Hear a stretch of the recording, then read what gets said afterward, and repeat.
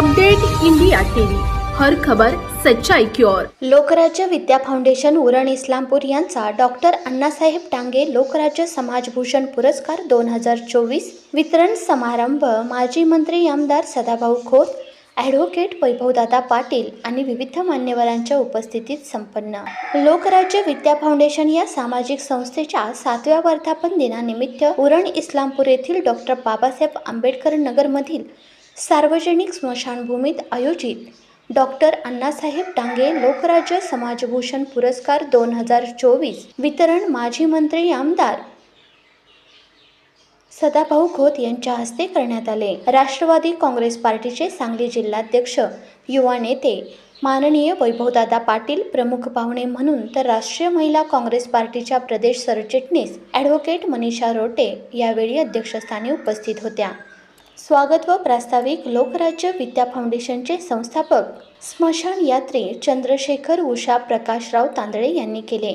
यावेळी कला क्षेत्रात उल्लेखनीय कार्य केल्याबद्दल बोरगाव तालुका वाळवा येथील विनोद सम्राट स्वर्गीय गुलाबराव बोरगावकर मरणोत्तर आणि शिक्षण क्षेत्रातील योगदानाबद्दल माजी आमदार भगवानराव साळुंखे यांना सन्मानचिन्ह, काठी, घोंगडे, पुष्पहार आणि श्रीफळ देऊन डॉक्टर अण्णासाहेब टांगे लोकराज्य समाजभूषण पुरस्कार 2024 ने मान्यवरांच्या हस्ते गौरवण्यात आले।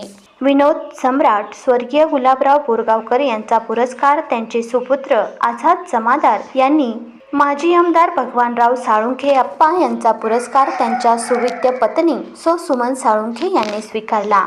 सो वैशालीताई चिमन भाऊ टांगे राष्ट्रवादी काँग्रेस पार्टीचे तालुकाध्यक्ष केदारदादा पाटील यांनी मनोगत व्यक्त केले। यावेळी हुतात्मा दूध संघाचे अध्यक्ष गौरव भाऊ नायकवडी, माजी उपनगराध्यक्ष संजय अण्णा कोरे, राष्ट्रवादी महिला काँग्रेस पार्टीच्या तालुकाध्यक्षा तैसीन अत्तार, शिवसेना महिला आघाडी तालुकाध्यक्षा प्रणाली लोंढे, शिवसेना महिला जिल्हा उपाध्यक्षा वर्षा निकम, राष्ट्रवादी महिला काँग्रेस पार्टीच्या शहराध्यक्षा तेजस्विनी पाटील, मनसे महिला सेना आघाडीच्या शहराध्यक्षा करिश्मा जाधव, आदित्यनाथ चौधरी, स्वप्नील टिबे, प्रदीप घुडे, दादासाहेब पाटील, चित्राताई सूर्यगंध, रवींद्र खरात इत्यादी मान्यवरांच्यासह या कार्यक्रमाला नागरिक मोठ्या संख्येने उपस्थित होते।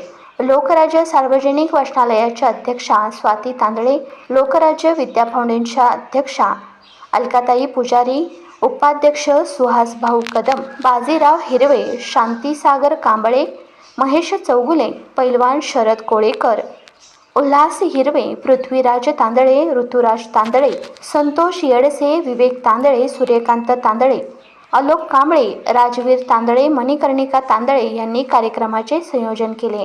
या कार्यक्रमाचे सूत्रसंचालन माननीय हनुमंत कोळेकर गुरुजी यांनी केले, तर या कार्यक्रमाचे आभार अंजली तांदळे यांनी मानले।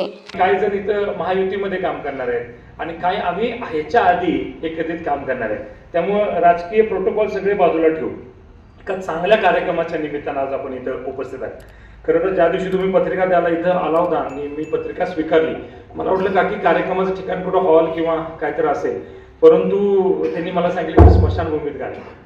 थोडं 1 मिनिटासाठी मी पण स्तब्ध झालो। स्मशानभूमीमध्ये कार्यक्रम हे एक वेगळाच ढाचा म्हणा किंवा वेगळे पण मला जाणवलं, परंतु ह्या मागच्या 5-6 दिवसात त्या ठिकाणी मी आज स्मशानभूमीमध्ये मी तुम्हाला सांगतो, माझ्याकडून सुद्धा गुलाबराव बोरगावकरांचा मंत्रिपदाच्या काळामध्ये सन्मान व्हायला पाहिजे होता, नाही झाला हे मी कबूल करतो। राजकारणामध्ये कोण कबूल करणार नाही, परंतु मी शब्द देतो की ती खंत मी एका वर्षामध्ये तुमची भरून काढल्याशिवाय राहणार नाही हे तुम्हाला मी सांगतो। आता राजकारणामध्ये बिबा घालणारी भरपूर असते, पण माझ्यावर एकही बिबा उठत नाही, त्यामुळे मला तिची काळजी अजिबात नाही।